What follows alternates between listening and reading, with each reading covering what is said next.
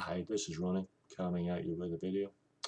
I thought I'd throw in my tuppence and respond to John Red Dice Diaries video about orphan characters and also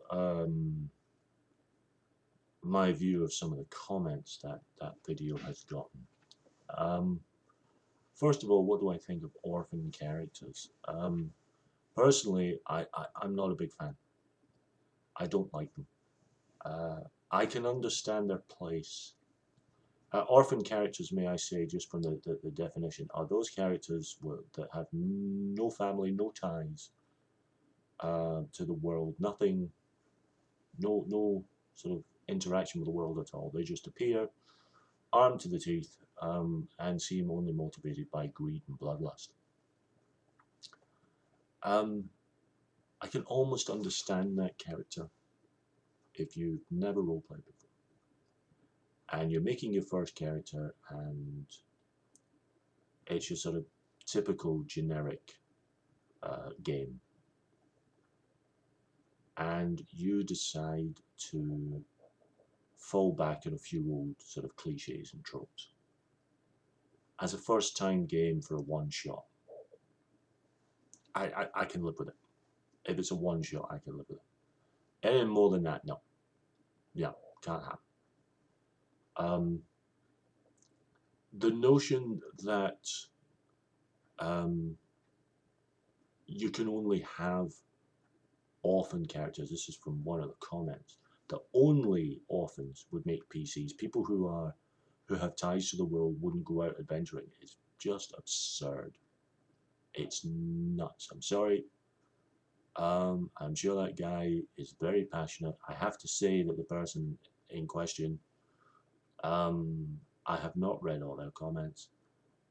Quite frankly, when you start posting responses that are 77 lines, 105 lines, that's when you make a video and express yourself and explain yourself fully, rather than write a whole load of blur. Because quite frankly, life is too short to read all that, and I can't be bothered, especially when it comes across as sort of ranty because you start using block capitals for emphasis. Um, but the central point is backgrounds are needed. They really are. You need a background for your character. You need a background. You need ties to the world. A character simply cannot exist in a void. Um, a character with absolutely no background at all is boring. It's dull. It's pointless. Um, the idea of a character, and also an idea of a character who is only motivated by greed and bloodlust, is again pointless. Utterly pointless. It's a two-dimensional character. Um, it's just I shudder at the idea that these are the only characters that could ever exist. You need a background. You need ties to the world. It informs who your character is. If nothing has happened to that character, then you know nothing in the absolute sense of the word. Um, they would be boring. The characters as described would be sociopaths. They'd be psychopaths. They wouldn't be player characters. Um, they would be close to monsters. But even monsters have backgrounds. Um, the idea that you can't player characters shouldn't have a background. Of course they should. They need it. It informs who you are as a character. It informs your motivations, your passions, what inspires you, uh,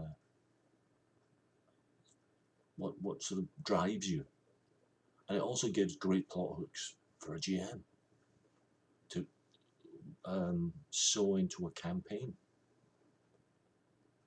The only game of the myriad of role-playing games out there, the only game where you could get away with the sort of sociopathic character that is only motivated by greed and bloodlust would be Toon. But again, Toon only really works as a one-shot. You couldn't really do a campaign for Toon, not with any accuracy. It's just too anarchic, and that's the point. A character without a background, a character only motivated by greed and bloodlust, is just anarchy. It's chaos. And not chaos in the sort of idea of sort of chaotic and the old D&D alignments. I mean, there's another thing. If you were a character simply motivated by greed and bloodlust, you couldn't be lawful good. Because a lawful good character is not motivated by greed and bloodlust. So I don't get that ideology. I really don't. I think it's bonkers. It's just nuts. There, said it. Blunt. You know, that's it. Personally, I've kind of moved away from games that use an alignment system, but still, you need a background. I would go to the point of saying that backgrounds were compulsory. They were mandatory for any game of any substance that's going to last more than a session or two. If you're actually doing more than a one shot, backgrounds for the characters are necessary. Certainly, a background doesn't have to be this huge, elaborate thing. It can be quite simple and straightforward. And yes, if the players are quite new to gaming, they might want to fall back on a couple of old sort of cliches, tropes, things that they're comfortable with, and that's fine. Maybe you can help them, find a new spin on an old wheel, but it drives the character. It's there's a line from Churchill, Winston Churchill, not the insurance. From Winston Churchill, it says, "The further back you look, the farther forward you can see." And there's some truth in that with regards to creating characters. By creating that background, you provide a solid foundation for who the character is.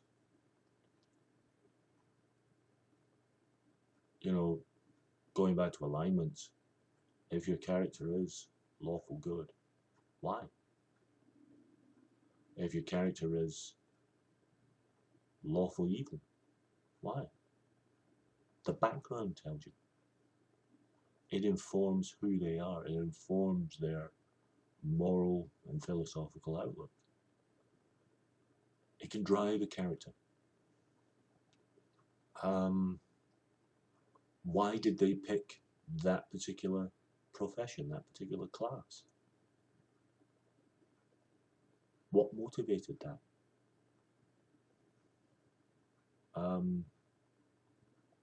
This again can be part of the background, because it is, you don't just suddenly. I mean, if this guy is to be believed, characters aren't born. Characters don't grow up to the point where we meet them on the way and start playing them. They just suddenly pop. Characters of 16, 17, 18-year-old, whatever age your character is, just suddenly appear. No background. No ties. Nothing. They're just there. Balls.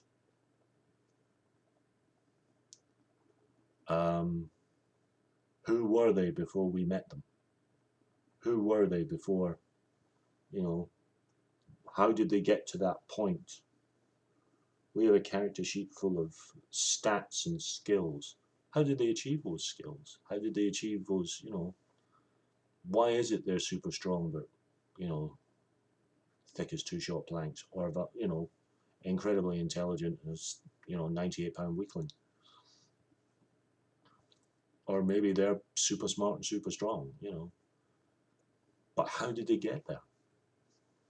Backgrounds help inform it. This is why I feel they're mandatory.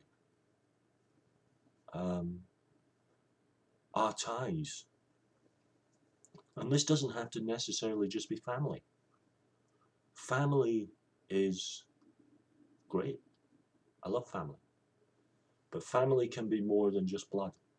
Family can be friends. Family can be a community.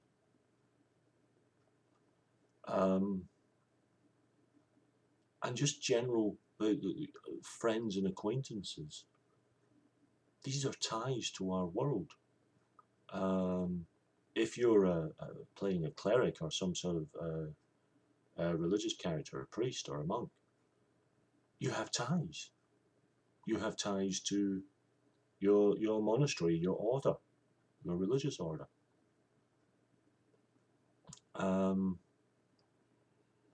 Everyone has ties to the world. The idea that someone has absolutely no ties is bonkers. It just doesn't happen. As I say, I would just about allow a character like that for a one-shot from a new player. Short of that, never going to happen. Not on my table, never. I don't agree with it. To me, backgrounds are mandatory for any campaign. They're compulsory. They need to be done. They're good for the player. They're good for the GM. They're good for the game.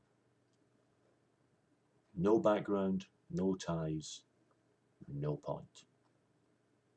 They are not characters. They're useless, pointless, never going on my table. So that's my view. I agree very much with John on this. And I disagree vehemently with some of the comments, but rather than write 105 lines of rant, I thought I'd do a video because it's easier. So that's my views, and I'll be back soon with another video.